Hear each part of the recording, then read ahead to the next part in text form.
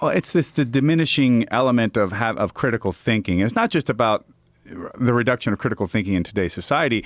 It is the effort that it takes to be a critical thinker, and I would classify under this concept I have that I've been working with called human entropy. So entropy is in physics, it's things returning. Simply put, it's things going to their lowest state of energy, and human entropy will go to their lowest state of energy given an opportunity.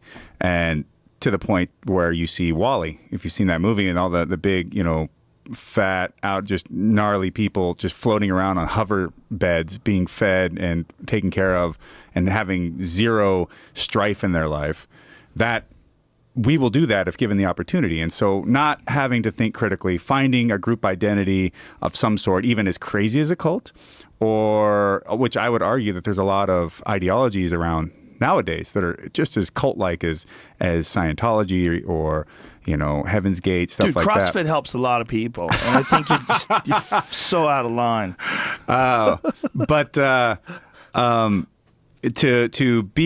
To belong in one of these groups, to be a part of that identity, means that you no longer have to take as much responsibility for your own actions because this group has decided your value system, how you're going to operate, your ethics. It also, there's some philosophical arguments that part of that also ultimately stems from, I think it's from Ernest Becker. It stems from fear of death and having to mitigate the anxiety and nihilism that could come with confronting and accepting the fact that you're going to die and everything that you did is going to die with you, essentially. Like your lack of existence is coming around the corner.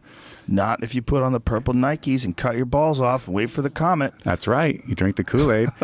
Did you hear how the guy, he saw everybody dying horribly? And he's like, Jonestown? Yeah, well, fuck, I'm not going to drink that.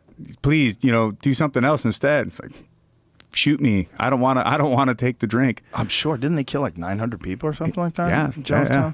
Something insane along those lines? Yeah. Yeah, it's very interesting watching people just give in to the influence of the hive. Of course. Whatever hive that is. Yes. Whether it's a religious hive or I'm fascinated. Well, it operates on the same principles, whether it be religion. And you can tell people, of course, to me, religion is kind of one of the ultimate ones because everything we do is measured against a wager. If we talk from games, so what's at stake increases the importance or the of the game itself. So fighting increases that threshold so much higher because the more greater potential for death or hurt, pain, whatever, right? You're fighting somebody. And as you go down the lines, but poker is popular because the raised stakes, the money that is at play and the reward that could come with it and the potential that you could lose from it. So everything has this value, this measure against what you're potentially giving up and what's at hazard. So with religion, what's at hazard? Your eternal soul. Ooh. Something that is so high value that you can't, I can't risk that. So fuck, I guess I better, that's why it's so powerful. But also it is a panacea for death, because like Nietzsche will talk about the concept of true world values. This is not the true world. This other thing is the true world. So all this suffering and strife and difficulty and any like bullshit that happens to me, all of this in the end, it really isn't going to matter because eventually I'm going to go to this true world. And this is the real world, and this is my payoff for all the shit I had to go through down here.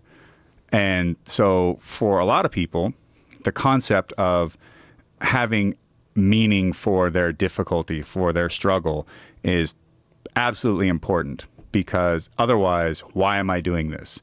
To take your own existence, your own being in the world, and take it onto yourself and have all your own accountability and look at it as, I'm here living the best life I can because I need to live the best life I can because it's the only life I will ever live. Yeah. That is a lot of weight. And, the anxiety of people dealing with that, trying to really take that on, face on with death and their lack of permanence in this world. That's the argument is that's where nihilism can come from. And then with nihilism, it's like, well, nothing matters. So if nothing matters, then you're not able to operate anymore. You're just like, Right. what's the point? Yeah. The moment matters, though. Of course it does. All of it, everything matters. Yeah. Well, see, it's up to you to assign your values as to what you're doing anyways and why you're doing it. But again, that involves taking responsibility for those values and carrying that burden of what that may be on your own shoulders, and I not think somebody. that's